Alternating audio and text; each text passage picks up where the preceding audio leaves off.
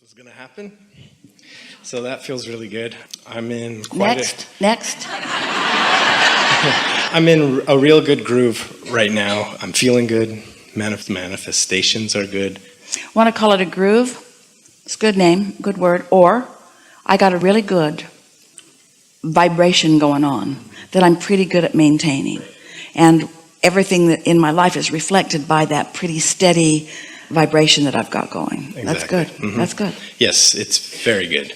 It kind of started several years ago. Doesn't matter. Yeah, the process. I mean, I've been to a few of these. And Doesn't matter. So here we are. Yeah, what Here we matters. are, and now Yes. what? Because if you look back even to the last whatever, you're diminishing the vibrational momentum that you've got going now. Why look back? Yes. Back is always weaker than now. Right. Yeah. Right. So now I can feel some amazing things bubbling to the surface. Obviously, I have this momentum going, and the desires that I've thrown into the vortex over the years, I know that they're coming to fruition because of the feeling, the manifestations, and so forth. This groove, this momentum, this vibration.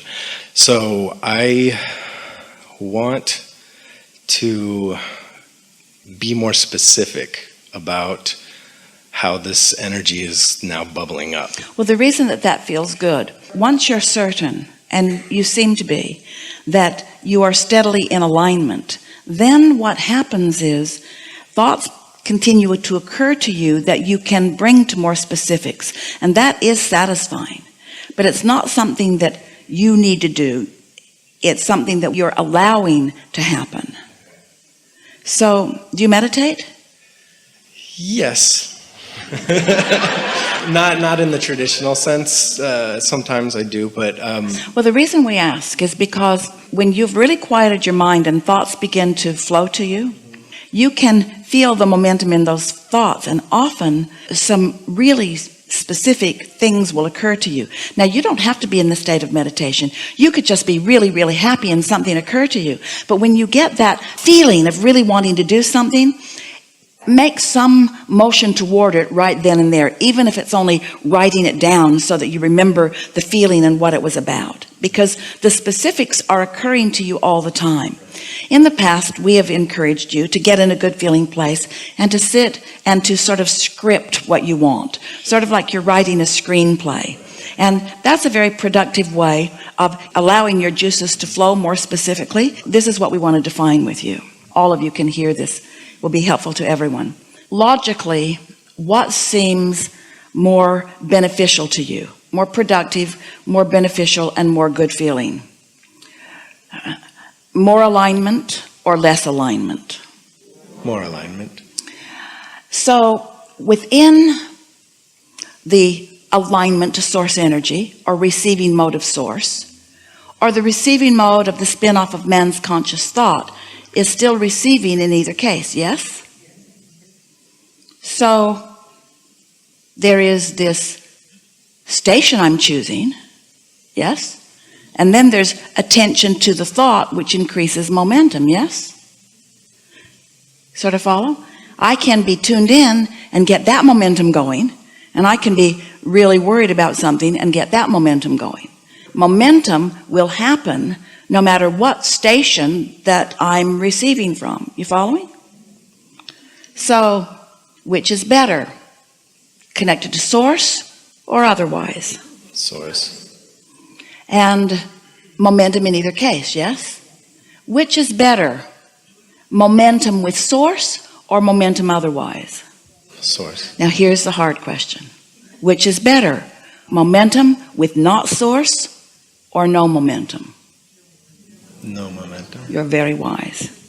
So the reason that we're asking you like this is because a lot of people, they're so used to being human and action oriented that they want to just get into it and start thinking about it. But if you're connected here rather than here, and you're writing about it, then you're adding momentum to your doubt and your worry and your fear. In other words, when you know what you don't want and you're trying to overcome it and you're offering effort about that, you're not improving your momentum here. You are locking in more in that lower momentum. Are you following? So what we're getting at, the only time that you want to strive for more specifics is when you know you're feeling good. So when you're feeling good, talk about it, dream about it, gather information about it, put things in your book of positive aspects about it. Get specific when you're feeling good. But when you're not feeling good, take a nap, go to the beach, do something to break the evil spell. So what are you asking? I feel... Because we can feel you trying too hard. And trying too hard is what people do when they're trying to overcome their own momentum that's going. So many people offer so much effort to compensate for what they are not doing with their energy. Well, my main thing is lately I've achieved my groove, if you will, based on just generalities, keeping things very general. Because it is easier to be tuned into who you are when you're speaking in general terms than when you're speaking in specific terms, isn't it? Because the specific things haven't come about yet. And so with that well, here's our question. Do you think that you have to do this when you get into your vehicle to drive somewhere? Do you have the urge to open the hood and get under there and work with the belts and the pistons and the engine and make the oil run? Definitely not. So you know that there's an engine that's doing its work, and what do? You just decide where you want to go. So why is this different? Why is this different? It's not, and I can sense that. You try too hard. You try too hard from a feeling of inferiority or weakness or being behind or whatever. And so, do you believe that you are a vibrational being? Absolutely. And do you believe that there is a vibrational version of what you want already accomplished by you and tended to by your inner being? And do you believe that your inner being is aware of all of that? Yes. And do you believe that you'll receive the impulse when you're in the right vibration? Yes. And do you believe that anything else is really a worthwhile endeavor? No.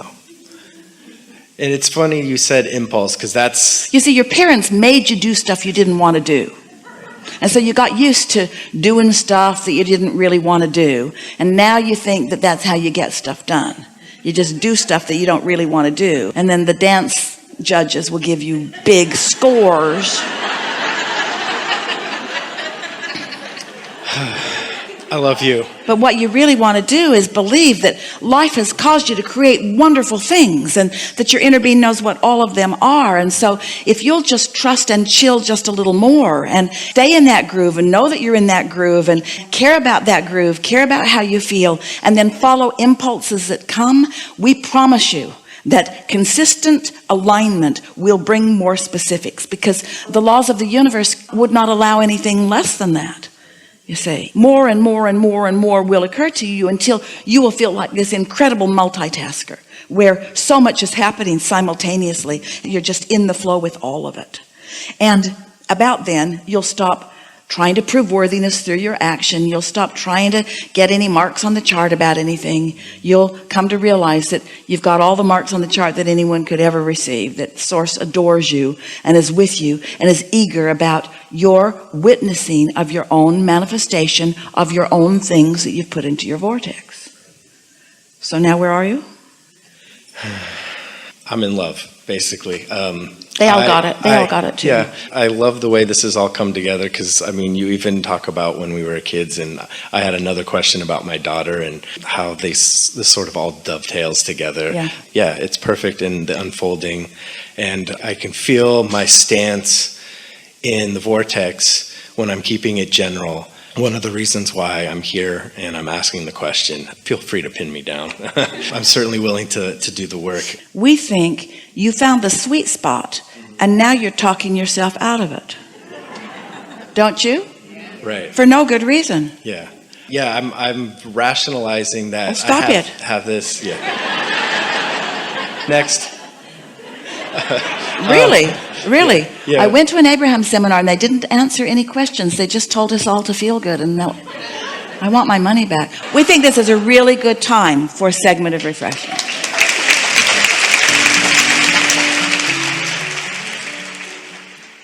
Hi. So I have a really big dream and I'm not really sure how to get there. Well, you know, when you have a really big dream, you're putting a whole bunch of resistance in your path because it's so big, it's hard. So when you say to us, I've got this thing I want, but it's a piece of cake, it's just a matter of it unfolding, then it's unfolding more easily. Right.